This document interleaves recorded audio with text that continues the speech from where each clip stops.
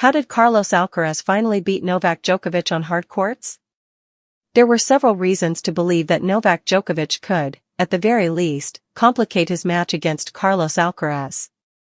The first was that Alcaraz is not Jannik Sinner, so this wasn't a matchup that troubled Djokovic in the same way, so he entered it with a greater dose of confidence. After all, Nole had beaten him in their last two encounters, both of which could be described as traumatic defeats for Alcaraz. The first came in last year's Olympic final, but even more significant was Djokovic's win at the Australian Open less than 9 months ago. Alcaraz vs Djokovic, passing of the torch. Both of those losses were, from Alcaraz's perspective, somewhat unexpected and painful, and it was clear they might play a role in the psychology of this match.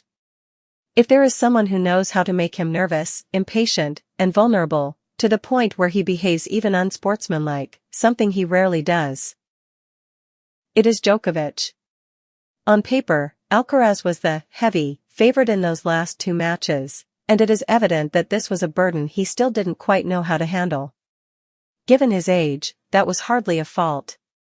At the same time, the underdog role suited Djokovic perfectly. Another reason for optimism among Djokovic's supporters, or simply those who were hoping for another epic duel, was the fact that Nole had 2 full days of rest before the semi-final. That wasn't the case ahead of his matches against Sinner at Roland Garros and Wimbledon, a detail he himself highlighted before this match. Djokovic needed to come in relatively healthy and fresh if he was to have any chance at all, and this time it seemed like it might finally be the case. Lately, at Grand Slams, that had rarely happened, and it was clear that without it, he had no chance whatsoever. So those were the reasons for optimism, and Djokovic did hold his own for a while and created some chances. He led 3-0 in the second set and could have, for example, played a better tiebreak there.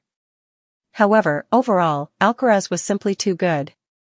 He has matured since their last 2 meetings and, it can be said, is now just that little bit better of a player.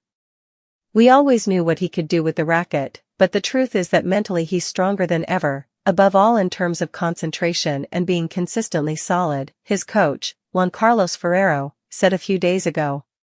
I think at this tournament, he's starting to show how great his potential might be. He's making 5, 6, maybe 7 unforced errors per set, and I think that's the biggest difference compared to previous tournaments. In the match against Djokovic, however, it wasn't quite like that. Alcaraz made 13 unforced errors in the first set and 14 in the second. That isn't all that surprising in a match with so much at stake, especially with someone across the net who still covers the court brilliantly, but those numbers deserve a closer look. In the first